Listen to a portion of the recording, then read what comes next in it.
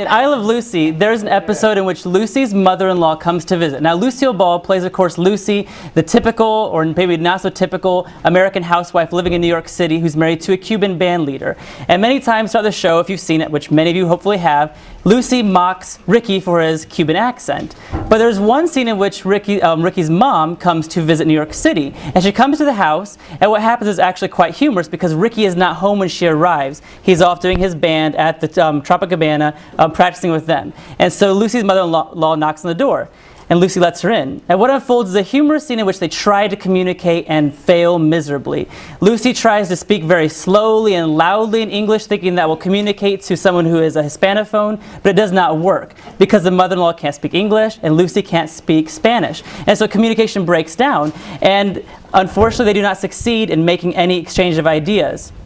The reason I share that with you is too often that is exactly what happens when you have the pro-choice and the pro-life people come together. They're simply both shouting their slogans at each other, but there's no real communication taking place. They don't truly speak in language the other one can understand, and so they never reach any kind of consensus or any conclusion, and that is not our goal. Our goal is not here today to simply engage in, learning apologetics for ourselves and know this great case we can have in our mind. Our goal is to take what we're learning out to the present generation who is currently in the world and engage them.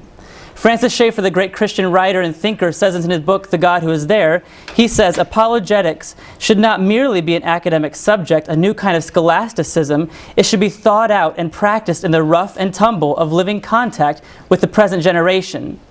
Now, we're talking about pro-life apologetics, but the same thing stands. Our goal is not to build some pro-life ivory tower from which we can stand on the top and watch the pro-abortion candidates on the ground stumble around in confusion. Our goal is to descend from the tower, get down and practice this apologetics with them, engage them in real dialogue. Because believe it or not, when you meet someone who says the preborn is not a human person, you can still communicate with them. You don't have to walk away. You just have to know how to do it, and that can take some skill. So for this final presentation, we have three main points we're going to cover. First of all, if our goal is to talk to the present generation, it helps to know some things about them. So we're going to talk about a defining mark of our present generation. Secondly, I'll mention a stumbling block to communication that comes from that defining mark of our present generation. And thirdly, I'll give you some tactics of how to discuss this issue of abortion with the people who currently exist in our culture. So first of all, we're creating effective dialogue, a defining mark of our present generation.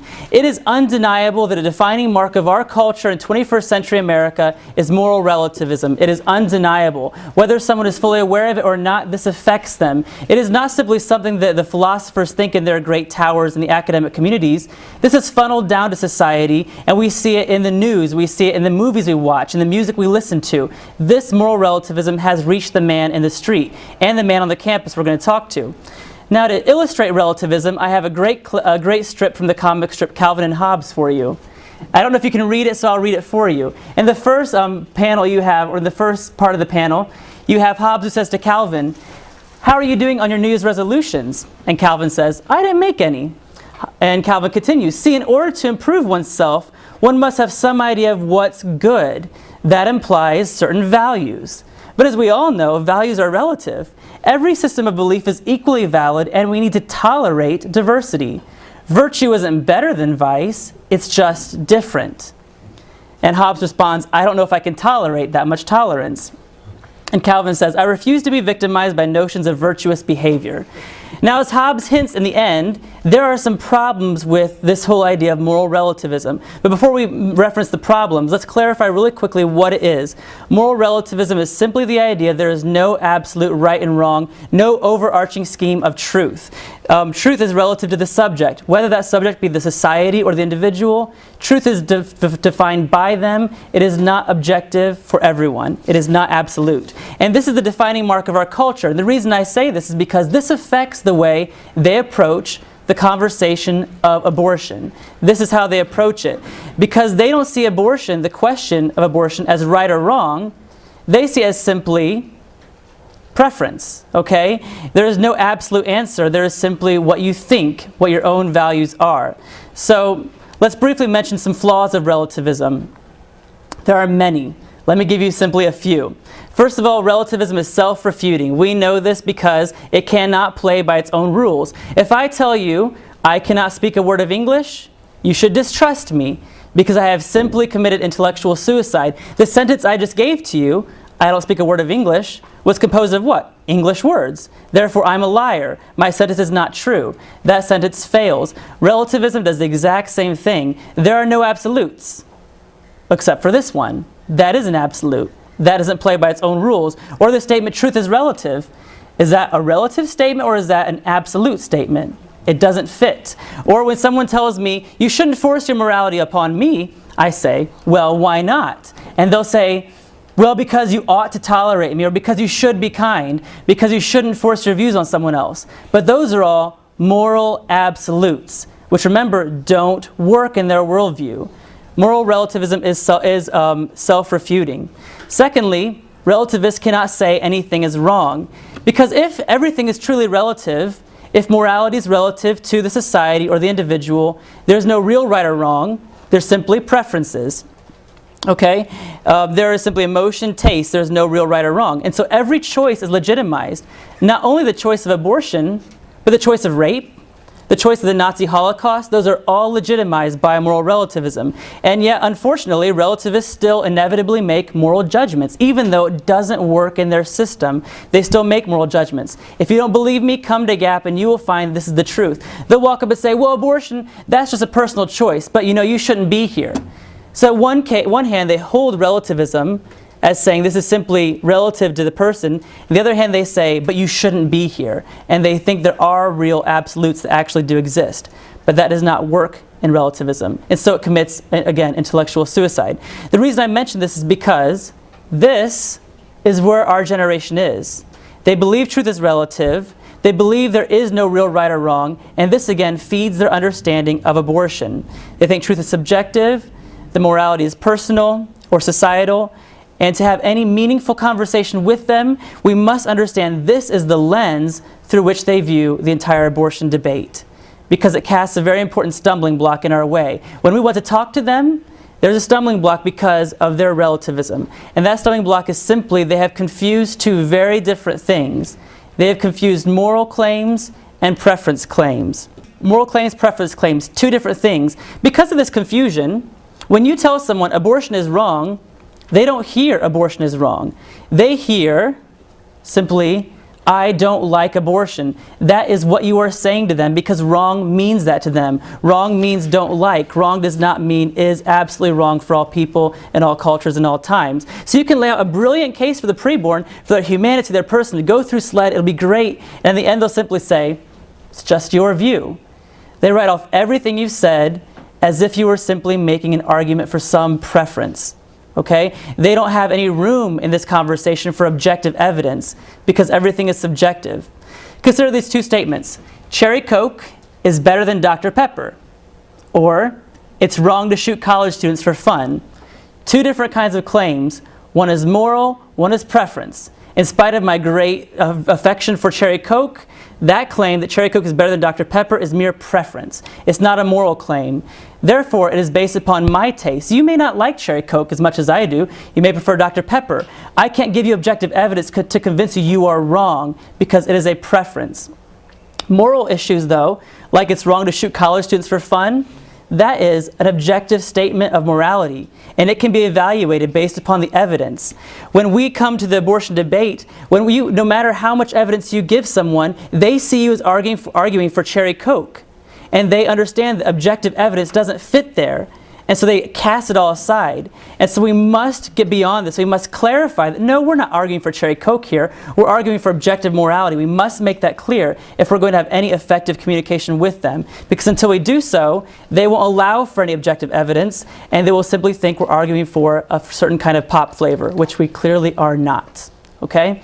So with that being the defining mark of our generation, relativism, the stumbling block, confusing moral claims and preference claims, the question is, how do we talk to these people? How do we communicate in an effective manner? Instead of simply shouting at them, giving them our slogans, how can we really engage them in conversation? And I have just a few tactics, some examples that I think can be helpful to this. And these will be helpful to you whether or not the person with whom you are talking is truly baptized in relativism, whether or not they really are deeply steeped in it. This will be helpful to you. Number one, ask good questions.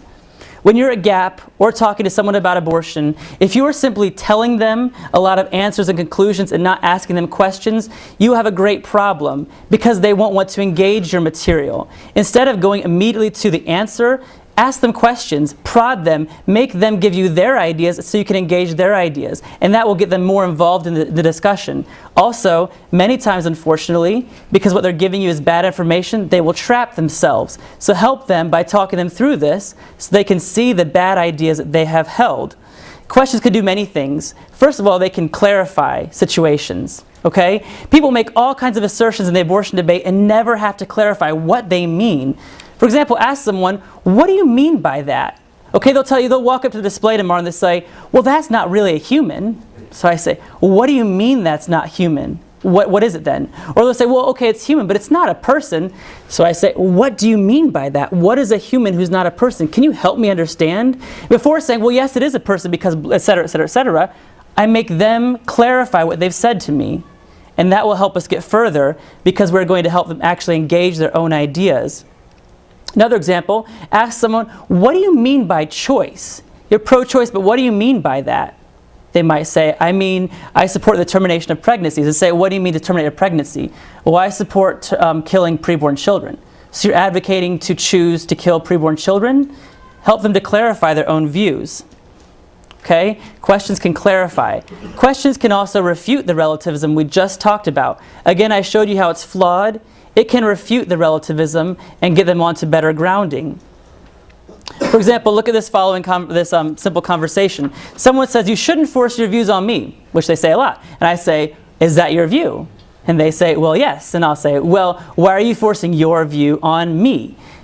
That's hypocrisy, right? Because very clearly the relativist does not have a problem with forcing views. They only have a problem with forcing any view that's not their own view. And that is the height of hypocrisy. So simply asking a very simple question can refute the relativism instead of giving them a longer case for it. Or ask them, is it right or wrong for men to rape women? Okay, now they're going to want to say it's wrong, but wrong does not exist in their worldview. So they're going to have this inner struggle as they try to answer that question. But asking that question can refute the ideas that they have held. Questions can refute relativism or other bad thinking. Questions can also expose assumptions. People bring, again, all kinds of assumptions to this debate of what personhood is or when life begins. Challenge those assumptions, make them, back them up. For example, ask them, who determines personhood? Oh, you, a conscious person, has decided that consciousness is the defining mark of personhood? How convenient for you. What if an 80-year-old man decided it takes 80 years of life on earth before you are a person? What would you say then? Simply ask him that question. Or what about this one? Whose body are you talking about? They assume there's only one body involved, right? That there is no other body involved. Ask them, whose body are you talking about? What about the preborn baby? Is that a body? Okay. Or here's another one we hear a lot. What about women's rights to control their own bodies? What are they assuming? They're assuming there's only one body involved and women should be able to control their body. So ask them very simply, does that right to control your body give women the right to kill innocent people? They would never say that the woman's right to bodily autonomy would allow her to go shoot her neighbor's kid. So ask them that question because they've assumed there's no other person involved, whereas we know there is. The preborn baby is another person. Or here's one more. They say women will die from illegal abortions. What are they assuming here? They're assuming here that nothing wrong is happening because they would never use this as an argument for making other things legal. For example, people die in bank robberies, right? All the time. Or they could, and many are at least hurt. Should we legalize bank robbery to make it safer for the bank robbers? No, we don't. But they have assumed that there is nothing wrong happening with an abortion because they would never apply that logic elsewhere. But instead of simply telling them that, I use a question to challenge their thinking because questions will help them and are in many ways less threatening to them and will help them to enter the conversation more easily. Lastly, though, questions can also not only clarify, refute bad thinking, and expose assumptions, they can turn slogans into conversations. People walk by the display and they hurl their statements by, and you may not get a real conversation from them, but others will use those statements as their answers. Well, turn those slogans into conversations. For example, thanks to President Clinton, we hear this a lot. Abortion should be safe, legal, and rare. Ask a great question. Ask them, why should it be rare? Instead of saying, well, no, it shouldn't be safe, legal, rare at all, say, why rare? Because they made a great admission. They have admitted something bad is happening with an abortion. Ask them what that something is. Make them explain that. Here's another one. If you don't like abortion, don't have one. And my question is, would you say that about other evils? If you don't like slavery, don't own one. If you don't like rape, don't do it. Would you ever say that? No, you wouldn't say that. So turn that slogan into a conversation by asking a very simple question. Now that one might get you into a heated conversation pretty quickly, so be careful about how you go into this. But questions can clarify, refute bad thinking, expose assumptions, and turn slogans into conversation. A very, very critical tactic to use. Another tactic, though, is share stories. Now, I did this for you when I talked about Catherine, my sister-in-law, and I also told you stories about people I don't know, like Gabby Gingras or Dr. Susan Wicklund, the abortionist. Share stories. For example, this can humanize the speaker. We are often seen as simply cold, bloodless, horrible people. By sharing a story, you can kind of add a human aspect to yourself. But beyond that, stories give context. We're not using stories simply to pull on someone's emotional heartstrings and make them become pro-life because they were caught up in the moment, but we're giving them context with real stories. When people talk to me, I often talk about, for example, I'll talk about my wife or about my niece, my nephews, and I use it in context with the conversation. For example, I'll say my niece, Sydney, does not have a fully developed reproductive system. She is lower developed than you. Does that make her less valuable? No, clearly not. But that story gives context to the conversation. By giving context, also what you've done is immediately you cut straight through that moral preference confusion, because no one would ever say, well, very few would ever say, I think, that it is really a preference to kill Gabby Gingras who can't feel pain. They admit that's a moral situation. So you've cut through that moral preference confusion, and you can do the same thing with abortion by using other stories. It cuts through that confusion. Talk about historical acts of genocide like the Nazi Holocaust. You cut through that confusion immediately. All right? A third tactic, find common ground. This is very valuable. If you don't want to be like Lucille Ball and her mother-in-law on the TV show, simply yelling at each other in different languages and want to actually move somewhere, find common ground to build from. You've asked them good questions to pull out their thinking. You've shared stories to give context. Now we have to move forward somewhere. So find common ground. Believe it or not, we do have common ground with the pro-abortion candidates. We do have common ground. We just have to find it. And if you can find that nugget, you can build from there. And sometimes it's harder to find, but you can find it. Here's one example I love, pro-choice. When people walk up to the display and they say, I ask them, what do you think about abortion? They'll say, I'm pro-choice. I love telling them, I am too. I believe that a woman should be able to choose whatever she wants in any preference issue you might imagine. The person I'm talking to maybe has a red book bag. That's fine, I'll tell them, you chose red instead of blue. You're choosing to study German instead of French. That's fine, you can do that. But some choices, though, are wrong. And I'll ask them, would you, in the situation of rape, would you be pro-choice or anti-choice regarding rape? And they'll probably say, I'm anti-choice. I'll say, I am too. I'll say, we have common ground then. You and I are both pro-choice and anti-choice, depending upon whether it's preference or morals. And now we can move forward. Is abortion a preference or a moral situation? We know we have common ground there. Let's find out where abortion fits, and we can go forward. Another example, I asked them, is lynching African Americans wrong? Now they're probably going to say, yes, that is wrong. And I could say, we have common ground. Again, we both believe that some things are really wrong, regardless of who is doing it. Now we have to ask ourselves, where does abortion fit? Earlier when I talked about Trot Out the Toddler, this is truly what that does. The toddler's tactic really finds common ground between people who think they don't have common ground. Because the pro-abortion candidates and I both agree it's wrong to kill children because of poverty. We've found that common ground. Now let's go forward and see where abortion fits in. Okay? So our tactics, ask good questions, share stories, find common ground. The last one I'm going to share with you is consider logical conclusions. So again, you've drawn out their thinking, you've given context, you have found a place to build from. Now you need to consider the conclusions of your views. Logical conclusions are helpful because many times people are not willing to accept a new system of thinking until they've been convinced their old system of thinking really is bad. So until we can convince them that their ideas of relativism, their views of abortion being an okay choice, until we can convince them that's really bad, they might not cross the fence and become a pro-life, at least a pro-life person before they become an advocate. So challenge them to think about where their ideas lead to. What are the logical conclusions of their views? Okay, because they make all kinds of assertions without ever considering where their views lead to. Consider this slogan: every child born should be wanted. Every child born should be wanted. Now the idea behind this is that those children, preborn children who are not wanted, should be killed. But what is the logical conclusion of this view? The logical conclusion is that those people, those humans we don't like, we may dispose of. We may get rid of them. And that is the view, that those who are stronger in society, who don't want to have the weaker around, can get rid of them. And so you can ask them a simple question. Prod them to consider the conclusion of their views. Ask them, the homeless people are wanted as well. May we kill homeless people because they're unwanted? Because that is the idea that they are supporting, that we can kill those we don't want. Challenge them on that. Another example, due to overpopulation, we need abortion. This is something we hear a lot. Okay? But what is the logical conclusion of this view? The idea behind it is that the world is being overpopulated, therefore we should kill someone. Let's kill the weak ones, let's kill the preborn children who aren't here yet. The logical conclusion is that those in power who are strong may kill the weak who are not in power. What a terrifying worldview. Show them that. I remember I was at the university, I think it was in Minnesota last year, and some people gave me this argument. And I said, please correct me if I'm wrong, but it seems to me that the idea you're supporting is that those who are powerful may kill the weaker ones to make room for those who they prefer. And they said, yes, that's right. How terrifying that they actually believed that was true. But at least they understood the logical conclusion of where their view led to.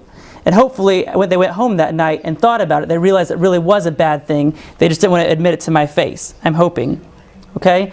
Lastly, with logical conclusions, as we mentioned before, relativists cannot live consistently with their views. Simply show them this, because the logical conclusion of their view is they can't say anything is wrong. Okay? So use the signs tomorrow if you're with us. Point to the Holocaust and say, was that wrong? And again, they're going to feel this instant inner turmoil because intuitively they want to say, yes, that's wrong, but they can't. Show them the problems with their logical conclusions by using the props and asking them a very pointed question. So the tactics then are ask good questions, share stories, find common ground, and consider logical conclusions. If you do this, you can have an effective conversation with the pro-abortion candidate, because to be a good ambassador, you don't simply need knowledge. That's the first part. We talked about that earlier, the knowledge of the case to make. But beyond that, though, you need to be a good ambassador. You also need wisdom, how to use that knowledge in a proper way. And these tactics will help you to do that. If you can then add on to it having good character, not adding offense to this truth by sharing in love, remembering how difficult it might be for that relativist to realize when they look at that sign that yes, there are problems with their worldview, and by being gracious and helping them walk through that, you can truly be a very effective pro-life ambassador and help them. And that has been the whole goal of why we are here today with PLI. All right, I think we're ready to practice then. Okay, so I'm going to show you a video of Peter Singer, then we're going to do role play afterward. So first of all, as you're watching this video, please try to remember, think of questions you could ask Peter Singer. Think of how you might find common ground with him if possible. This is the man who's the bioethicist at Princeton University who asserts that personhood, being consistent, does not begin at birth, but actually later, and so he is in support of infanticide. Ultimately, of course, the whole decision is based on questions about what you think makes killing wrong. And I think that's one reason why the philosophical discussion with the general public has not got very far, because people haven't really confronted that issue. They've tried to say, well, the fetus is a human being or the fetus is not a human being, just accepting the premise that killing innocent human beings is always wrong. I think if they'd gone a little bit further and said, well, yes, I mean, in one sense, the fetus obviously is a human being. It's a member of the species Homo sapien, and it's alive. But what are the characteristics that make it particularly wrong to kill a human being? Why do we think that killing a human being is normally wrong? And I think if you start asking those questions, you get to see that it's not just being a member of the species Homo sapiens that makes killing wrong.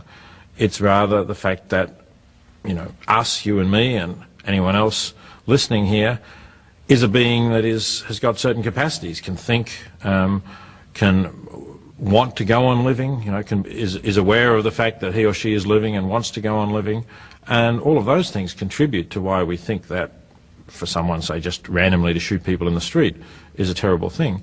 But none of that applies to the fetus. The fetus is, well, when most abortions are performed, the fetus is not even conscious, and it's certainly never a being who can think, I want to go on living. All right. Can anyone give me questions you might ask? Dr. Singer.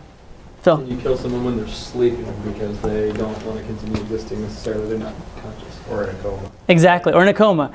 Perfect. Exactly. You've shown him the flaws in his idea, or at least challenged him to be consistent. Because if he is consistent, he would be okay with killing those who are sleeping or in a coma because you're not aware or conscious.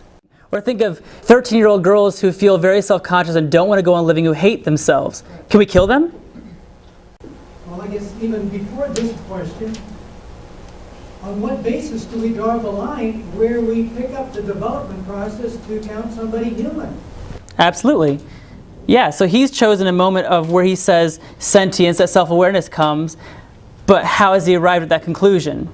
Very good. And as you said, we continue to develop not only during those 9 months, but forever afterward, as we're here living, we're continuing to develop. So it's an arbitrary line by saying, well, that moment is when you become human. Ask them where his idea leads to. His idea leads to what Phil is saying, and that is that whenever you have self-awareness as the mark of humanity, we have to admit there are people who are more and less self-aware in this world, and therefore human rights is not possible.